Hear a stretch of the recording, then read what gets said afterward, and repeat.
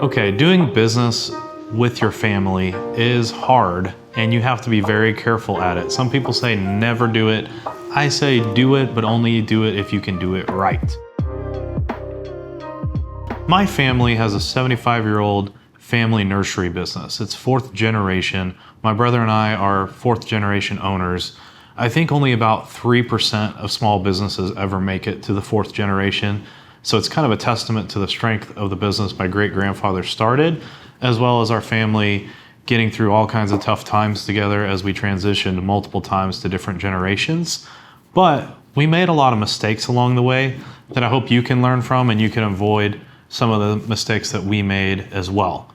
So for today's video, we're going to talk about selling your business to one of your children. If there's other children that want nothing to do with the business, how can you do that in a way that's fair for everyone?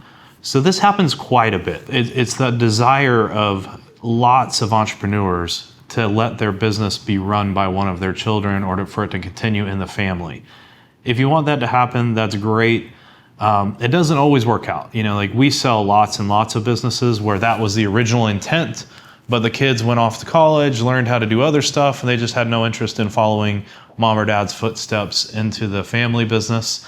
And so you reach retirement age, your kids are off having kids, doing other careers, and don't want to be part of the family business.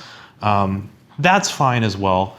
Give us a call at Dealonomy in that situation, and we'll help you find a third-party arm's length buyer that will pay you a fair price and take great care of your company for you. We can do that. But if you do have a child that is first off capable and qualified to run your business, I'd never recommend giving a business to a kid that doesn't actually deserve it or have the skills or talent to do it, because that can actually wreck your family too. If you put someone into leadership that's not ready or not capable, it can be a poison pill into the family, and we never want that to happen either. But there's a situation that does pop up that is what happened in our family. So the third generation of our family business was handed off by my grandfather to my mom and my two uncles. And this happened when he passed away. My grandfather is really the one that I most look up to in my family. He was like the true entrepreneur that made our family business what it was, and really had lots of vision and foresight and built this great company and built a great lifestyle for himself and my family. But then one of the biggest mistakes I think he made was he failed to succession plan. And so basically his succession plan was, as he went into the grave, he tosses the keys to his three kids, and they all inherited equal third shares in the family business. They all worked for the business, and they all were kind of like managers or kind of like almost co-CEOs. And it worked for that generation, but honestly, I feel like our family business underperformed a bit because that's not an optimal way to run a business. You shouldn't have three heads at the top of an organization. You should have one head at the top of an organization. And because, my Grammy and Granddad was what we called them, they loved all their kids equally, and they were all, good, hardworking kids that worked for various roles in the company. They just felt like they all deserved equal ownership, and that made sense to them. But in hindsight, I feel like it would have been better had they done things a little differently. So things went along okay, but eventually one of the three moved away and wanted to do something else. And so then what do? You've got to figure out how to buy them out or go to two owners. And they struggled through, and then it became two owners. My mom and my uncle were the last two 50-50 owners. And then we had kind of a difficult transition to the next generation, because between the three owners that inherited the third generation, they each had three kids. And so now there's 9 grandkids. I'm one of the 9. What's funny is none of the 9 of us had any interest in running the family business, right? And so myself included, I wanted to be a professional pilot, and that was my original idea. So I went off to aviation school, left Wichita Falls, Texas, didn't want to be in the nursery business, And most of my other cousins and brothers did the same thing. We all went off and did other things. But one came back. My little brother, Michael, who's one of the youngest of the 9, he's well qualified for this. He decided that he would be willing to work for the company and take over. So he came back. He was living in South America on a mission field there in Peru, met a girl there, got married, have kids. They decided they want to move back to the States. He started working for the family business. He was a great fit. He speaks Spanish fluently, which is very handy in the agricultural industry. He has a degree in biology from Texas A&M and speaks plants fluently. And he just has a real passion for plants, and in a way that I didn't, my brothers didn't, my cousins didn't. And so he worked for 7 years, kind of learning the ropes from my mom and uncle, paying his dues, proving himself as a competent worker and then a leader, running different divisions of the company. And so after 7 years, when my mom and uncle were at retirement age, he was well positioned to be the one to run this family business. And we were all supportive of him doing that. But that becomes a problem though. When you've got the 2 remaining owners that have 6 children, and only one of them wants to run the business, and the 2 parents, they kind of have the same mentality that my grandfather had. I think they all wanted to leave equal inheritances for their children. It's like, what do you do? How do you make that 4th generation transition happen? And we had to really wrestle through that. And I want to share with you the solution we came up with that ended up being kind of one of my favorite ways to do a generational transition for a family business. And since we've done our business transition successfully now, I've also consulted with a number of other family transitions that were doing similar things. And I helped a construction company in Dallas that was a pretty big company, like a $30 million company, where it was, 2 best friends started the business together. They were 50-50 owners. And then they each had 1 son working for the business. And then one of them had a nephew that was also working for the business. And the nephew ended up being the CEO of the company, but he wasn't an heir to one of the 50-50 owners. And then we had that generation wanting to buy it. And the nephew came to me and was like, Clint, I need your help with this succession plan, because I'm not in line to inherit this business, but I'm the CEO and I'm kind of running it. I want to have equity. They want to include me in the equity ownership, but they don't know how to do it in a way that's fair. And so we had to kind of unpack that all together. They hired me to come in, value the business, come up with a way to structure the deal that would be fair to the kids, to the other siblings that weren't involved in the business, and to the nephew that was the CEO of the company. And so we had to unpack all that. And that was even more complicated than our family business that I walked through. So we do stuff like that. If you want to reach out to me, if you need a consult to walk through that, you can get some consultation time with me, or I can direct you to a number of other M&A advisors that are happy to talk through that succession planning conversation with you. So just feel free to reach out if you're in that situation. But going back to my family business, what we ended up doing was, first off, we wanted to get ownership 100% to my mom. And then we could deal with it kind of in isolation without the broader difficulty of dealing with all the cousins and everything like that. So we gave my uncle kind of a clean cash out after some negotiation. We had to bring in some third-party valuators to evaluate the real estate value and the business value. Our nursery business is 28 acres in land. It has about 5 acres of greenhouses on it, so it's got a lot of tangible property. And it was really difficult to value because a 75-year-old company that's been on real estate that's appreciated over time, it's not like a company that makes millions and millions of dollars. It's a company that made, on a great year, maybe several $100,000 of profit, but on a bad year, it could lose money or be negative profit. But it still had a lot of inventory and a lot of assets and a lot of stuff, and it was hard to value. I would say we were in this situation that's very hard to value when the sum of the parts equals more than the whole. And that just means like the real estate inventory and assets, if you were to individually say, what would all these cost to replace? It's kind of more value than the cash flow of the business could actually support if you had to borrow money to pay for all that stuff. And so it's like, man, that's hard. That's a hard situation to sell a business in. That's a hard business to value. But we just had to use some logic as to how much, how much debt could the cash flow of this business support to pay for the assets to keep it as a going concern. So we had to wrestle through that. So first off, we had to find a fair price for my mom to buy out my uncle.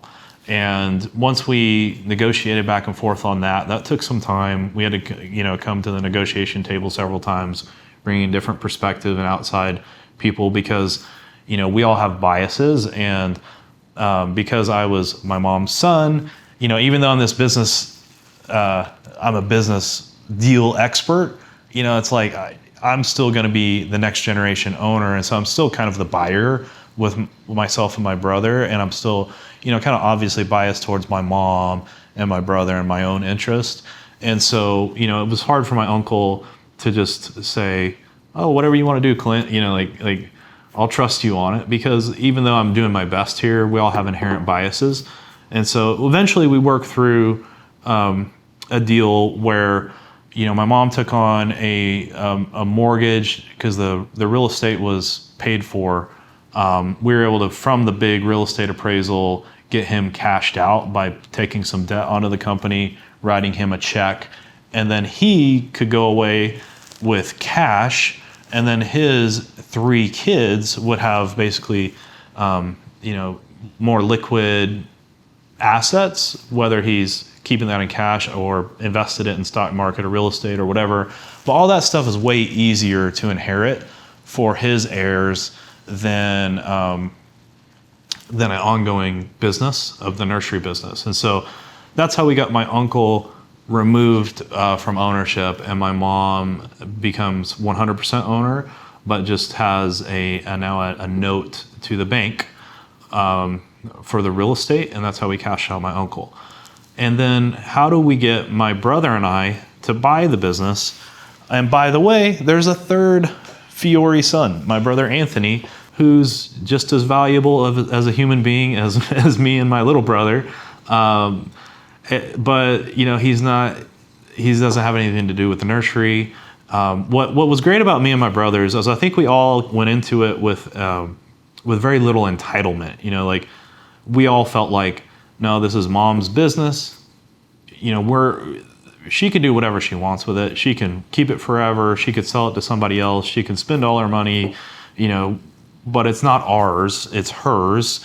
And if we want to take over this business, then we should pay what it's worth. And so you just have to, first off, I would encourage you to don't go into this if you're in that kid generation with any entitlement or any thought of like, it's really not yours. It's not your thing. It's not your money.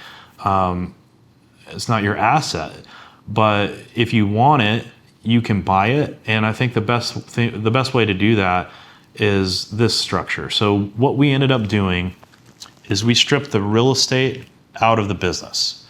So we formed 2 entities, or we actually just left my mom's entity intact, but left the real estate inside of that.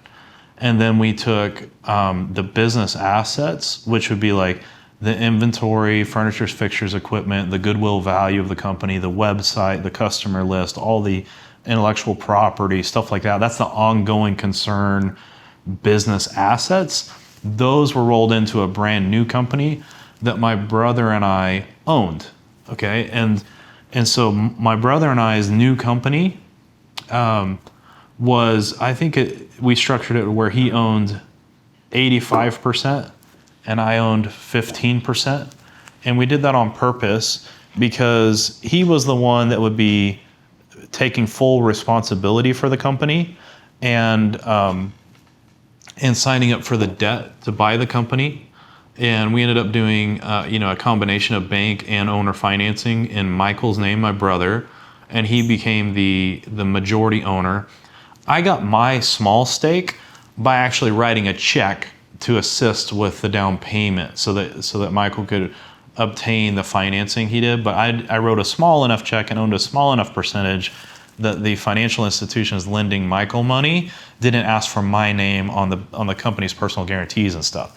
And so basically what that means for me is my equity, my minority stake was secured by writing a down payment check, and then I'm also adding some value by being a board member and a consultant to Michael, and being one of the not like an executive at the company, but I would say a corporate executive that is helping oversee the company's finances and just be a business brain kind of behind the scenes, helping out as I like to think of myself as a secret weapon, just kind of helping Michael behind the scenes. But he's definitely the one that's there in Wichita Falls, running it day to day.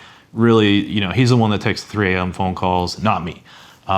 I'm in the quarterly meetings. I'm helping set strategy. I'm helping with the M&A strategy for the company, and generally just consulting on the finances, almost like a fractional CFO would.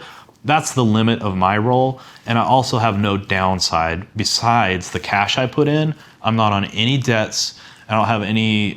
So like, if Michael screws it all up and goes bust, like I'm not gonna go bankrupt from this thing. He could, like if he could royally screw it up so much that it could really bite him.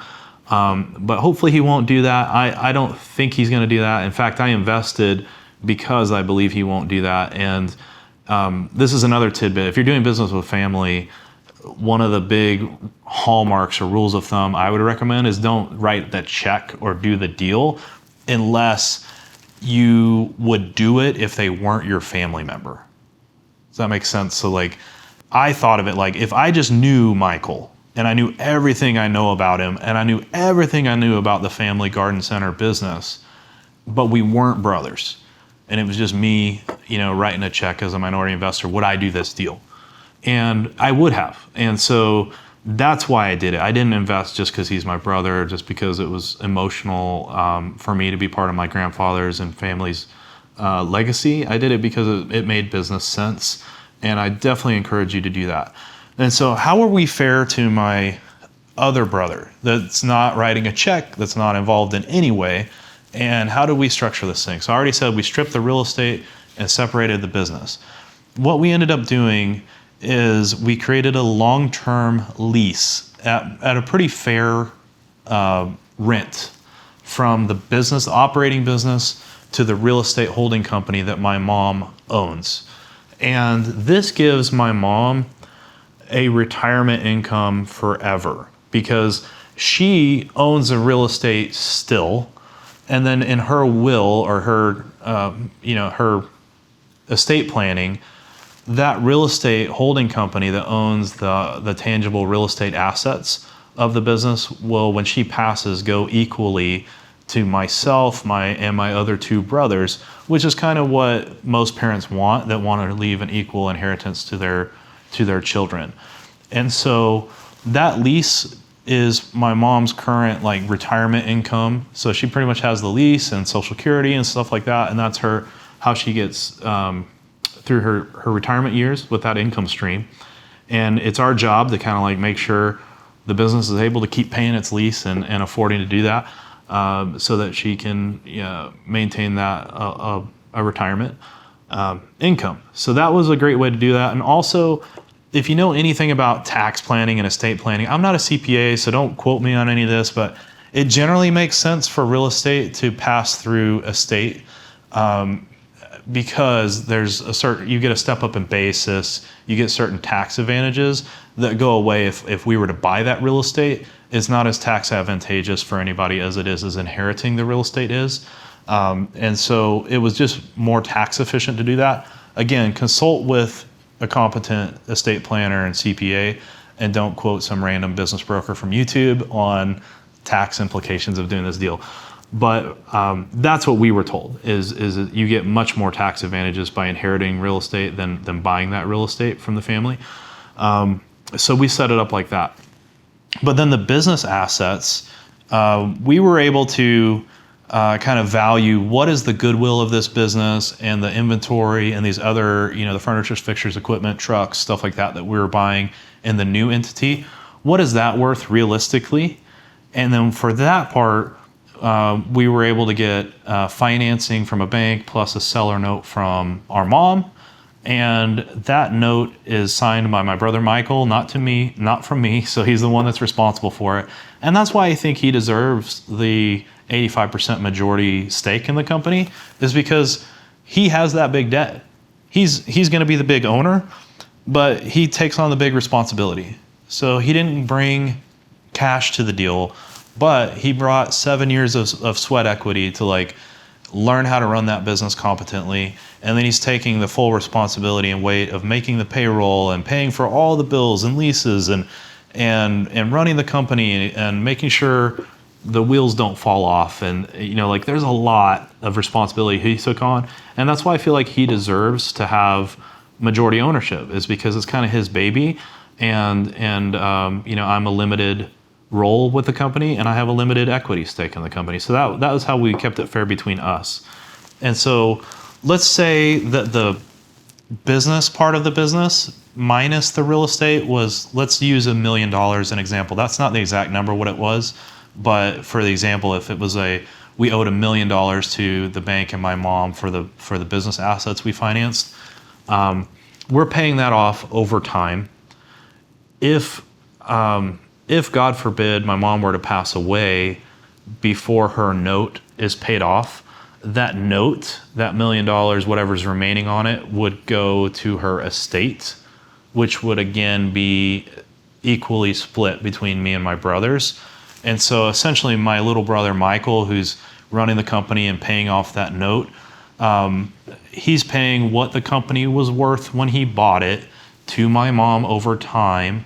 And if my mom passes away and we're her 3 heirs, then those remaining payments would go to the 3 brothers. And so that's how we were able to keep it separate.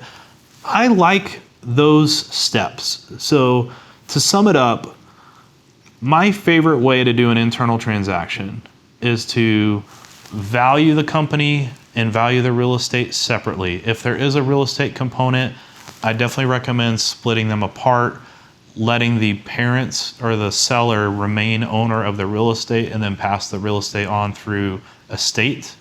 And then I like the buyer. So take me out of the equation. Usually it's just one kid. So pretend I wasn't in the picture and it was just Michael buying the business. In this case, this is probably what your situation is if you're watching this thinking, how do I sell to my one kid that wants to buy my business when the other kids don't want to buy it? What you want to do in that situation is have the business part of the business, meaning the minus the real estate part of the business, valued by a competent business appraiser or a business broker or somebody who really knows what they're talking about. They can give you a fair arm's length transaction, fair market value of that business, the business assets. Sell it to your kid that wants to run it for a fair price. And then what that allows is none of the other kids will be able to say, you gave the family business to your favorite kid and I got nothing. I got screwed in this deal. Like you're going to be able to say, no, I'm selling it to them for the same price I would have sold it to anyone. And the only advantage I'm giving them is maybe you can give them generous terms. So you don't have to charge them you could give them seller financing at a reasonable interest rate instead of a high interest rate. And you can stretch those payments out over a longer period of time if you don't need a big chunk of money real soon. And that will ease the cash flow burden on your kid that is buying the business to operate it. So that's the only nepotism I would recommend would be the terms of the seller note. If you're going to finance it, make it safe for them. You definitely don't want them to get in a debt crunch on a down year and have to foreclose on your kid because they signed up for onerous financing terms. So I think if you can just get a fair market value and friendly terms over time and a note to you that transfers to your estate equally to your other children if you're to pass before the note's paid off, that's how that business can transfer to that next generation. And it treats all the kids fairly. Because essentially the one that ends up owning 100% of the company, they paid a fair price for it. And yeah, the company paid the note payments, but it was because the kid was there running the company and was responsible for making those payments and was there working and making sure those payments went out on time. And that's a full-time job, and they deserve it and they earned it. And so the other kids that were not involved, they're going to get equal inheritance on the real estate. They're also going to get equal inheritance on the seller note. But what this does is it prevents that terrible situation of putting your kids into partnership with each other against their will. And all of a sudden you've got kind of like, if you're just to pass it on to two children and one's the one working there. You ever read the Bible, the prodigal son, the one that stuck around and did everything right, and how he got all mad when the prodigal came back and he said, hey, wasn't I here the whole time? Why'd you slay the fattened calf for this one? That type of dynamic is going to happen when there's one kid that kind of does what you were dreaming of them doing, which is taking over the family business and working for it, and the other one goes off and squanders the inheritance. It creates this like the Bible's full of cool stories about business and even inheritance and family business transitions. There's cool stuff in there. I think the prodigal story has some good lessons, and you can take some wisdom from the Bible, take some wisdom from my family, and don't set your family up for that awkward situation where they're all of a sudden forced to be equal partners.